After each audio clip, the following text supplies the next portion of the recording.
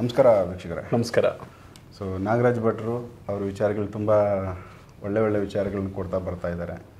Sir, ಈಗ ನೀವು ಕೂಡ ಈ ಮಾಂತ್ರಿಕ ಕೆಲವೊಂದಷ್ಟು ತೊಂದರೆಗಳನ್ನ ಬಗೆಹರಿಸ್ಕೊಟ್ಟಿದ್ದೀರಿ. ಹೌದು. ಈ ಮಾಂತ್ರಿಕ ವಿಚಾರಗಳಲ್ಲಿ ಬ್ಲ್ಯಾಕ್ ಮ್ಯಾಜಿಕ್ನ ನಾವು ಅವುಗಳನ್ನ ದೊಡ್ಡದಾಗಿ ಹೇಳ್ತಾರೆ, ಏನೇನೋ ಇದಾವೆ ಅದರಲ್ಲಿ. ಸ್ಪೆಷಲಿ ತುಂಬ ಹೈಲೈಟಾಗಿ ನೋಡೋದು ವಶೀಕರಣ. ಇವೆಲ್ಲನೂ ತುಂಬ ಹೆಚ್ಚಾಗಿ ಕಾಣಿಸುತ್ತೆ ಹೊರಗಡೆ. ಹೌದು. ಈ ವಶೀಕರಣ ಇದ್ರ ಬಗ್ಗೆ ನಿಮ್ಮಲ್ಲಿ ಏನು ಜ್ಞಾನ? ನೀವು ಯಾವ ಥರ ಯಾವುದಾದ್ರೂ ಕೇಸ್ಗಳು ಅಟೆಂಡ್ ಮಾಡಿದ್ರು ಇದ್ರೆ ಅನುಭವ ತಿಳಿಸಿ. ಖಂಡಿತ. ಶ್ರೀ ಗುರುಭ್ಯೋ ನಮಃ. ಹರಿ ಓಂ. ಗುರುಬ್ರಹ್ಮ ಗುರು ವಿಷ್ಣು ಗುರುದೇವೋ ಮಹೇಶ್ವರ, ಗುರು ಸಾಕ್ಷಾತ್ ಪರಬ್ರಹ್ಮ ತಸ್ಮೈ ಶ್ರೀ ಗುರುವೇ ನಮಃ. ಅರವಿಂದ್ ಸರ್, ಈಗ ವಶೀಕರಣದ ಹೇಳಬೇಕು ಅಂತ ಹೇಳಿದ್ರೆ, ವಶೀಕರಣ ಅನ್ನೋಂಥದ್ದು ಈ ನಮ್ಮ ವಾಮ ಮಾರ್ಗದಲ್ಲಿ ತಾಂತ್ರಿಕರು ಇದನ್ನು ಹೆಚ್ಚಾಗಿ ಈ ಒಂದು ಪ್ರಯೋಗವನ್ನು ಬಳಸ್ತಾರೆ ಮಾಡೋವಂಥದ್ದು. ಈ ವಶೀಕರಣದಲ್ಲಿ ಒಳ್ಳೆಯದು ಇದೆ, ಕೆಟ್ಟದು ಇದೆ. ಅಂದರೆ ನಾವು ನೆಗೆಟಿವ್ ಆಗಿ ಅದನ್ನು ಬಳಸ್ಕೋಬೋದು, ಪಾಸಿಟಿವ್ ಆಗಿ ಬಳಸ್ಕೋಬೋದು. ಪಾಸಿಟಿವ್ ಯಾವ ಥರ ಅಂತ ಹೇಳಿದ್ರೆ, ಇವಾಗ ತಾಯಿಯಿಂದ ಮಗ ದೂರ ಆಗಿರ್ತಾನೆ. ಈಗ ತಾಯಿ ಇಲ್ಲಿ ಬೆಂಗಳೂರಲ್ಲಿದ್ದು, ಇಲ್ಲಿ ಕರ್ನಾಟಕ ಇಂಡಿಯಾದಲ್ಲಿದ್ದು, ಮಗ ಎಲ್ಲೋ ಫಾರಿನಲ್ಲಿದ್ದು, ತಾಯಿ ಕಡೆ ಗಮನ ಕೊಡ್ದೇನೆ, ಅವ್ರಿಗೊಂದು ಫೋನಲ್ಲೂ ಮಾತಾಡ್ದೇನೆ, ತುಂಬ ಸಂಪೂರ್ಣವಾಗಿ ಮರ್ತೋಗಿ ತಾಯಿನ ಅವನ ಒಂದು ಇದರಲ್ಲಿ ಇದ್ದಲ್ಲಿ ಇಲ್ಲಿ ತಾಯಿ ಪಾಪ ನರಳ್ತಾ ಇರ್ತಾರೆ. ಆ ಸಂದರ್ಭದಲ್ಲಿ ನಾವು ವಶೀಕರಣ ಅವರಿಗೆ ಮಾಡಿದಾಗ ಸೊ ತಾಯಿ ಮಗ ಒಂದಾಗೋ ತರ ನಾವು ಮಾಡ್ಬೋದು. ಇದು ವಶೀಕರಣ ಎಷ್ಟು ವರ್ಷ ಗ್ಯಾಪ್ ಆಗಿದ್ರು ಆಗುತ್ತೆ. ಅವ್ರನ್ನ ಮತ್ತೆ ಸೇರಿಸುವಂತ ಪ್ರಯತ್ನ ವಶೀಕರಣ ವಿದ್ಯದಲ್ಲಿ ಆಗುತ್ತೆ. ಈ ವಶೀಕರಣದಲ್ಲಿ ಸಂಮೋಹನ ಅನ್ನೋಂಥದ್ದು ವಶೀಕರಣದಲ್ಲಿ ಅತಿ ವಿಶೇಷವಾದಂತ ಒಂದು ಭಾಗ.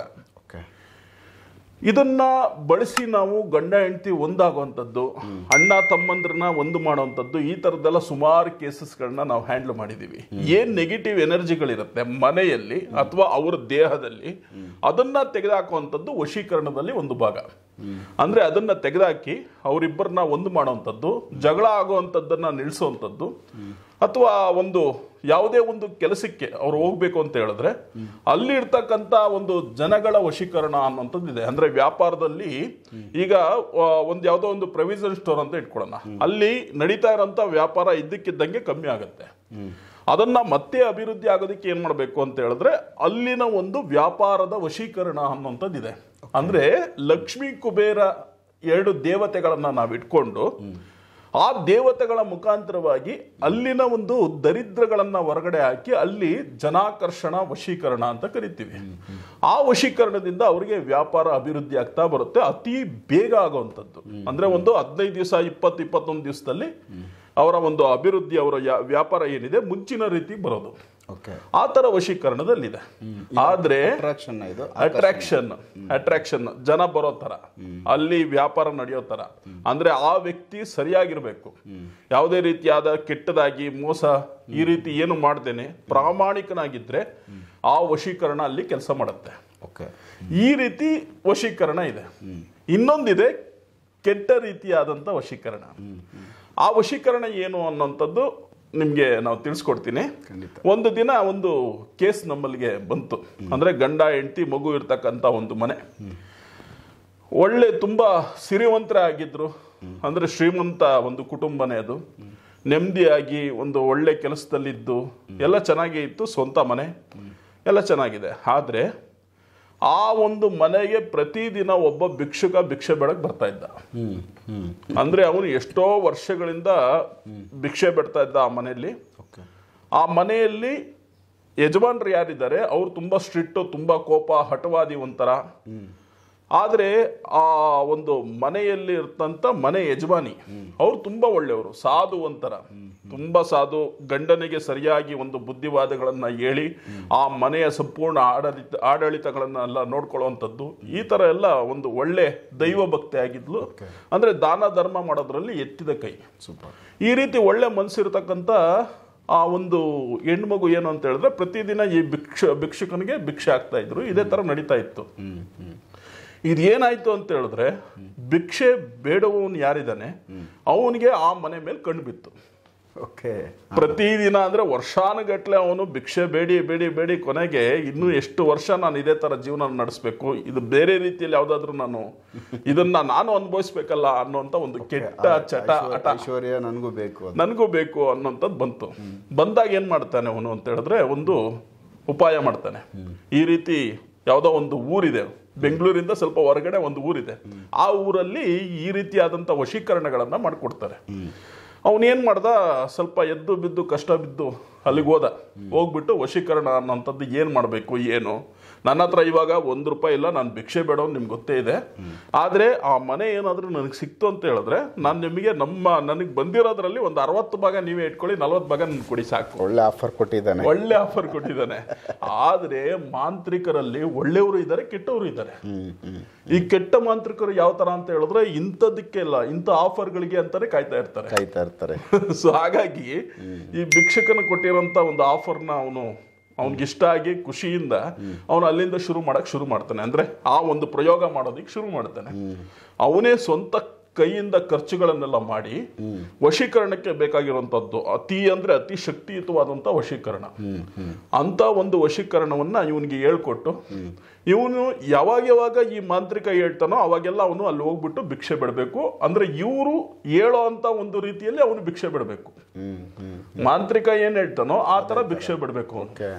ಆ ತರನೇ ಅವನು ಒಂದು ದಿನ ಈ ಮಾಂತ್ರಿಕ ಕಳಿಸಿದಾಗ ಅವನಿಗೇನು ಅಲ್ಲಿ ಹೋಗ್ಬಿಟ್ಟು ಏನು ಹೇಳ್ತಾನೆ ಅಂತ ಹೇಳಿದ್ರೆ, ಅಮ್ಮ ನನಗೆ ಈ ಊಟ ಅನ್ನ ತಿಂಡಿ ಏನು ಬೇಡ, ನನಗೆ ಅದು ಬೇರೆ ಮನೆಗಳಲ್ಲೂ ಸಿಗುತ್ತೆ, ಆದ್ರೆ ನಾನು ತುಂಬಾ ಕಷ್ಟದಲ್ಲಿದ್ದೀನಿ, ನನಗೆ ಹುಷಾರಿಲ್ಲ ಸುಮಾರು ದಿವಸದಿಂದ, ನಂಗೆ ಸ್ವಲ್ಪ ದುಡ್ಡು ಕೊಟ್ರೆ ನಾನು ಹಾಸ್ಪಿಟ್ಲಿಗೆ ಅಲ್ಲಿ ಓಡ್ಬಿಡ್ತೀನಿ ಅಂತ. ಅದು ಕೇಳಿದ ಕೂಡಲೇ ಈ ಒಂದು ವ್ಯಕ್ತಿಯ ಕಣ್ಣನ್ನ ನೋಡ್ತಾ ಇರೋಂತ ಆ ಓನರ್ಗೆ, ಯಾರು ಆ ಯಜಮಾನಿಗೆ ವಶೀಕರಣ ಅನ್ನೋಂಥದ್ದು ಎಲ್ಲಿ ಗೊತ್ತಾಗತ್ತೆ ಅಂದ್ರೆ ಚರ್ಮಗಳಲ್ಲಿ ಮತ್ತೆ ಕಣ್ಣಲ್ಲಿ ಬೇಗ ಅಟ್ರಾಕ್ಟ್ ಮಾಡುತ್ತೆ. ಬಹಳ ಬೇಗ ಸೆಳೆಯುವಂಥದ್ದೇ ಕಣ್ಣು. ಆ ಕಣ್ಣನ್ನ ನೋಡ್ತಾ ಇದ್ರೆ, ಮಾತಾಡ್ತಾ ಇರ್ಬೇಕಾದ್ರೆ ಅವ್ರು ಎದುರುಗಡೆ ಇರೋರು ಮಂಕಾಗೋಗ್ತಾರೆ. ಅಂದ್ರೆ ಒಂಥರ ಇವ್ರು ಹೇಳ್ದಂಗೆ ಕೇಳಕ್ ಶುರು ಮಾಡ್ತಾರೆ, ಅಟ್ರಾಕ್ಷನ್ ಆಗೋಗುತ್ತೆ. ಅವಾಗ ಏನ್ ಮಾಡ್ತಾರೆ ಅವರು, ಸೀದಾ ಹೌದಾ ಒಂದ್ ನಿಮಿಷ ಹೋಗ್ಬಿಡ್ತೀನಿ ಒಳಗಡೆ ಅಂತ ಹೇಳಿ ಓಡೋಡೋಗಿ ಮನೆಯಲ್ಲಿ ಆ ಬೀರು ಒಳಗಡೆ ಏನಿತ್ತು ಒಂದು 50-60 ಸಾವಿರ ಇದ್ದಿದ್ದು ಅದಷ್ಟು ತಂದುಬಿಟ್ಟು ಕೊಟ್ಬಿಡ್ತಾರೆ. ಅಲ್ಲೇ 1 ಗಂಟೆ ಮನೆ ಗೇಟಲ್ಲೇ ನಿಂತಿರ್ತಾರೆ. ಆ ಭಿಕ್ಷುಕ ಹೋದ್ಮೇಲೂ ಅಲ್ಲೇ ನಿಂತಿರ್ತಾರೆ. ಅಂದ್ರೆ ಅಂತ ಒಂದು ಶಕ್ತಿ ಅದು ವಶೀಕರಣ ಅನ್ನೋಂಥದ್ದು. ಒಂದು ಸಲ ಅದೇನಾದ್ರೂ ಇಟ್ಕೊಳ್ತು ಅಂತ ಹೇಳಿದ್ರೆ ಬಿಡೋದಕ್ಕೆ ಸುಮಾರು ಗಂಟೆಗಳು ಬೇಕು. ಈ ತರ ಇತ್ತು. ಅವರು ಟಚ್ ಮಾಡಿಲ್ಲ, ಏನು ಕೈಗೂ ಕೊಟ್ಟಿಲ್ಲ, ಏನಿಲ್ಲ, ಅಷ್ಟೇ ಚರ್ಮ ಟಚ್ ಆದ್ರೂ ವಶೀಕರಣನೇ. ಹಾಗಾಗಿ ಬಹಳ ಹುಷಾರಾಗಿರ್ಬೇಕು. ನಮ್ಗೆ ಗೊತ್ತಿಲ್ಲದೆ ಇರೋ ಅಂತವ್ರ ಹತ್ರ ಎಲ್ಲ ಜಾಸ್ತಿ ಆಗಿನ ಕಾಲದಲ್ಲಿ ಎಲ್ಲ ದೂರ ನಿಂತ್ಕೊಂಡು ಮಾತಾಡೋದು ಈ ತರ ಎಲ್ಲ ಇತ್ತು. ಈಗ ಹೆಂಗೆ ಅಂದ್ರೆ ಹತ್ರ ಮಾತಾಡೋದು, ಮೈ ಸೋಕ್ಸ್ಕೊಳ್ಳೋದು. ಅಂದ್ರೆ ಈಗ ವೇರಿಯೇಷನ್ ನಮ್ಗೆ ಏನಾಗುತ್ತೆ, ಆಗಿನ ಸಮಾಜ ಸರಿ ಇರಲಿಲ್ಲ, ತುಂಬಾ ತಾರತಮ್ಯ ಇತ್ತು. ಈಗೆಲ್ಲ ಈಕ್ವಲ್ ಆಗಿ ನೋಡೋಣ ಅಂತ ಈಗಿನ ಜನರೇಷನ್ ಬದಲಾಗಿ ಈಗಿನ ಸಮಾಜ ಆ ತರ ಇದೆ. ಆದ್ರೆ ಅದರಿಂದ ಈ ರೀತಿಯಾದಂತ ತೊಂದರೆಗಳು ಕೂಡ ಆಗತ್ತೆ. ಅದೇ ತರ ಈ ಭಿಕ್ಷೆ ಬೇಡವನು ಹೋಗ್ತಾನೆ, ನನಗೆ ಈ ತರ 60 ಸಾವಿರ ಸಿಕ್ಕಿದೆ, ನೀವೇ ತಗೊಳ್ಳಿ, ಒಂದು 40 ಸಾವಿರ ನೀವು ತಗೊಳ್ಳಿ, ನಾನು 20 ಸಾವಿರ ತಗೊಳ್ತೀನಿ ಅಂತ ಅವತ್ತು ಮುಗೀತು. ರುಚಿ ಸಿಕ್ತಲ್ಲ, ಮತ್ತೆ ಅವನು ಮಾಂತ್ರಿಕ ಕರೀತಾರೆ, ಕರೆದ್ಬಿಟ್ಟು ನೀನು ಇಂಥ ದಿನದಲ್ಲಿ ನೀನು ಹೋಗಿ ಮತ್ತೆ ಅಲ್ಲಿ ಅಂತ. ಮಾಂತ್ರಿಕನಿಗೂ ಇಲ್ಲಿ ಒಳ್ಳೆ ದುಡ್ಡು ಬಂತು, ಖರ್ಚು ಮಾಡಿರೋದೆಲ್ಲ ಡಬಲ್ ಸಿಕ್ತು. ಈಗ ಮತ್ತೆ ಏನಂದ್ರೆ ನೆಕ್ಸ್ಟ್ ಪ್ರಯೋಗ ಸ್ಟಾರ್ಟ್.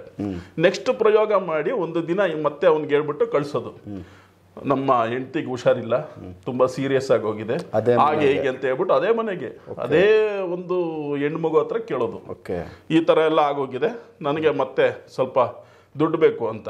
ತಕ್ಷಣ ಓಡೋಗಿ ನೋಡಿದ್ರೆ ಬೀರು ಒಳಗಡೆ ಏನು ಇರಲ್ಲ, ಪೂರ್ತಿ ಖಾಲಿ. ಅವಾಗ ಬಂದು ಏನ್ ಮಾಡೋದು, ಈ ತರ ಆಗೋಗಿದೆಯಲ್ಲ, ದುಡ್ಡಿಲ್ಲ ನನ್ನ ಹತ್ರ ಈಗ ಅಂತ ಹೇಳಿದ್ರೆ, ಸರಿ ನಿಮ್ಮ ಮೈ ಮೇಲೆ ಏನೇನಿದೆ ಅದೆಲ್ಲ ಬಿಚ್ಕೊಡಿ ಅಂತ. ಅದಾದ್ಮೇಲೆ ಏನಿಲ್ಲ, ಒಂದು ಸರ, 1-2 ಬಳೆ, ಮಾಮೂಲಿ ಹೆಣ್ಮಕ್ಳೆಲ್ಲ ಹಾಕೊಳ್ಳೋಂಥದ್ದು. ಆದ್ರೆ ಇಷ್ಟು ನನಗೆ ಸಾಕಾಗಲ್ಲ, ಮತ್ತೆ ಏನಾದ್ರೂ ಇದ್ರೆ ತಂದು ಕೊಡಿ, ನಾನು ಆದಷ್ಟು ಬೇಗ ನಿಮ್ಗೆ ಕೊಡ್ತೀನಿ ಅಂತ ಹೇಳ್ದಾಗ ಮನೆ ಒಳಗಡೆ ಹೋಗಿ ಇರೋಂಥ ಬೀರು ಒಳಗಡೆ ಇರೋದೆಲ್ಲ ತೆಗೆದು ಎಲ್ಲೆಲ್ಲಿ ಏನೇನು ಇಟ್ಟಿದ್ರು ಅದೆಲ್ಲ ತಂದು ಕೊಡೋದು. ಇದೇ ತರ ಹಾಗೆ ಕೊನೆಗೆ ಆ ಮನೆ ಮಾರುವಂತ ಪರಿಸ್ಥಿತಿ. ಆ ಗಂಡನ್ಗೂ ಯಾವುದೇ ರೀತಿ ಇದಿಲ್ಲ, ಅಂದ್ರೆ ಯಜಮಾನ್ರಿಗೂ ಕೆಲಸದಲ್ಲೆಲ್ಲ ಲಾಸ್ ಆಗಿ ತುಂಬಾ ಹೀನಾಯ ಸ್ಥಿತಿ.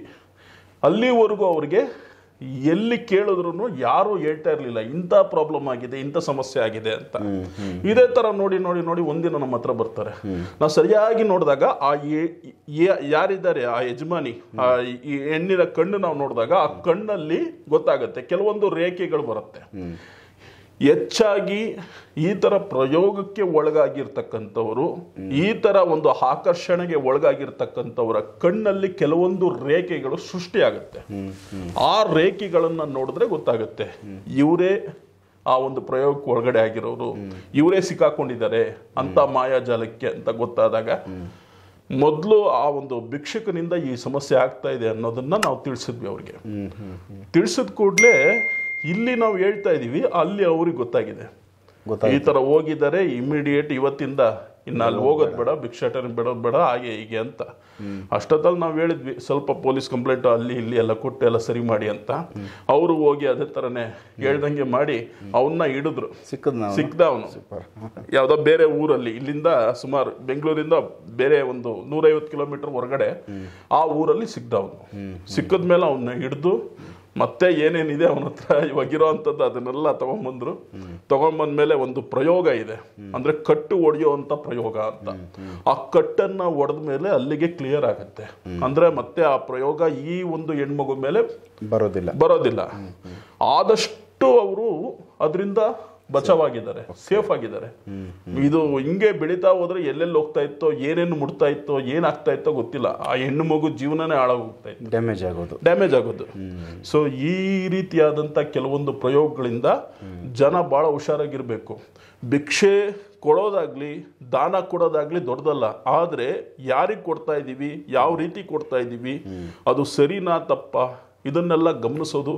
ಅಥವಾ ನಮಗೆ ಗೊತ್ತಿಲ್ಲ ಅಂದ್ರೂ ನಮ್ಮ ಹಿರಿಯರು ಯಾರಿದ್ದಾರೆ, ನಮ್ಮ ಮನೇಲಿ ಯಾರಾದ್ರೂ ಇದ್ರೆ ಅವ್ರಿಗೆ ಒಂದು ಮಾತು ತಿಳಿಸೋದು ತುಂಬಾ ಒಳ್ಳೇದು. ತಿಳಿಸಿ ಮಾಡೋದು ತುಂಬಾ ಒಳ್ಳೇದು. ಒಬ್ಬ ಬರ್ತಾ ಇದ್ದಾನೆ, ಅವನು ಪ್ರತಿ ಸಲ ಬರ್ತಾನೆ ಇದ್ದಾನೆ ನಮ್ಮ ಹತ್ರ ಅಂತ ಹೇಳಿದ್ರೆ ಅವನಿಗೆ ನಮ್ಮ ಮೇಲೆ, ನಮ್ಮ ಮನೆ ಮೇಲೆ ಏನಾದ್ರೂ ಒಂದು ಇರುತ್ತೆ, ಕಣ್ಣಿರುತ್ತೆ. ಅದಕ್ಕೆ ಅವನು ಕಂಟಿನ್ಯೂ ಆಗಿ ಬರ್ತಾ ಇರ್ತಾನೆ. ಅವನು ಬೇರೆ ಎಲ್ಲೂ ಅಕ್ಕಪಕ್ಕ ಹೋಗ್ತಾ ಇರ್ಲಿಲ್ಲ, ಸೀದಾ ಇವ್ರ ಮನೆಗೆ ಬರ್ತಾ ಇದ್ದ. ಇವ್ರ ಮನೆ ಮುಂದೆ ಬಂದು ನಿಂತ್ಕೊಳ್ಳೋದು, ಭಿಕ್ಷೆ ಬಿಡೋದು, ಇದೇ ರೀತಿ ಮಾಡ್ತಾ ಇದ್ದ. ಅವಾಗಾದ್ರೂ ಸ್ವಲ್ಪ ಅದನ್ನ ಅಬ್ಸರ್ವ್ ಮಾಡ್ಬಿಟ್ಟಿದ್ರೆ ಇವ್ರು ಗೊತ್ತಾಗ್ಬಿಡ್ತಾ ಇತ್ತು. ಸೊ ಈಗಾಗಲೇ ಅವರ ಒಂದು ಕುಟುಂಬ ಸೇಫ್ ಆಗಿದ್ದಾರೆ, ಬಚಾವಾಗಿದ್ದಾರೆ. ಅವ್ರು ಬಹಳಷ್ಟು ಬುದ್ಧಿ ಬಂದಿದೆ. ಅವ್ರು ಇನ್ಮೇಲೆ ಈ ರೀತಿಯಾದ ಒಂದು ತೊಂದರೆ ಎಲ್ಲ ಅವ್ರು ಮಾಡ್ಕೊಳ್ಳೋದಿಲ್ಲ. ಬಹಳಷ್ಟು ಬುದ್ಧಿವಾದ ಹೇಳಿ ಕಳಿಸಿದೀವಿ. ಹಾಗಾಗಿ ಈ ತರವಾದಂತ ವಶೀಕರಣಗಳಿದೆ, ಬಹಳ ಎಚ್ಚರಿಕೆಯಿಂದ ಇರಬೇಕು. ಇದರಿಂದ ಯಾವ ರೀತಿ ಪರಿಹಾರ, ಇದು ಏನ್ ಮಾಡಿದ್ರೆ ಸರಿ ಹೋಗುತ್ತೆ ಅನ್ನೋದನ್ನ ಯಾರಾದ್ರೂ ಗೊತ್ತಿರೋರ ಹತ್ರ ಕೇಳೋದು ತುಂಬಾ ಒಳ್ಳೇದು ಅಂತ ಈ ಒಂದು ವಿಡಿಯೋದಲ್ಲಿ ತಿಳಿಸಿದ್ವಿ. ತುಂಬಾ ಒಳ್ಳೆ ವಿಚಾರ ಹೇಳಿದ್ರೆ. ಇದರಲ್ಲಿ ಸಾಕಷ್ಟು ಎಚ್ಚರಿಕೆ ವಿಚಾರಗಳೈತೆ. ಸಾಮಾನ್ಯವಾಗಿ ಇದು ರೆಗ್ಯುಲರ್ ಐತೆ, ಬಟ್ ಎಲ್ಲರೂ ಇದೇ ಥರ ಇದ್ದಾರೆ ಅಂತಲ್ಲ, ಬಟ್ ಕೆಲವು ಕಡೆ ಆಗುತ್ತೆ. ಸ್ವಲ್ಪ ಎಚ್ಚರಿಕೆ ಇರಬೇಕು ನೀವು ಕೂಡ ಅನ್ನೋ ವಿಚಾರ ಸೊ ನಾಗರಾಜ್ ಭಟ್ರು ತಿಳಿಸ್ಕೊಟ್ಟವ್ರೆ. ಆಮೇಲೆ ಇನ್ನೊಂದು ಡೌಟ್ ಬಂತು ನನಗೆ. ಈಗ ಎಲ್ಲೋ ಫಾರಿನಲ್ಲಿರೋ ಮಗನ್ನ ಇಲ್ಲಿರೋ ತಾಯಿ ಜೊತೆ ಮತ್ತೆ ಕಮ್ಯುನಿಕೇಶನ್ ಮಾಡಿಸ್ಬೋದು ಅಂತ ಹೇಳಿದ್ರಿ ಬಿಗಿನಿಂಗ್. ಹೌದು.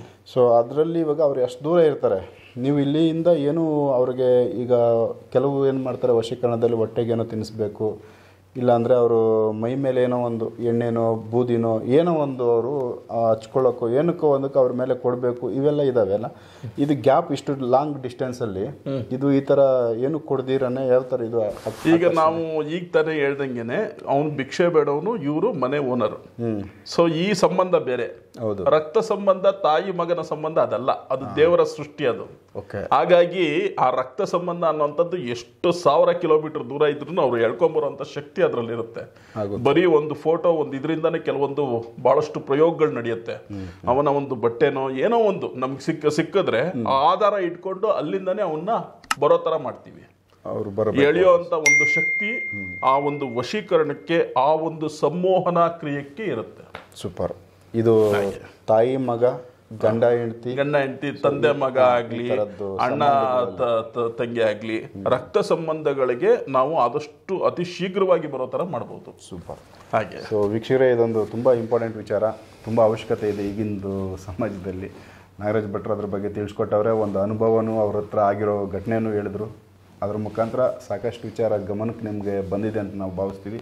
ಇದೇ ಥರದ್ದು ನೆಕ್ಸ್ಟ್ ಬೇರೆ ವಿಚಾರಗಳು ನಾನು ನಾಗರಾಜ್ ಭಟ್ರ ಜೊತೆ ಮಾತಾಡ್ತೀನಿ. ನಮಸ್ಕಾರ.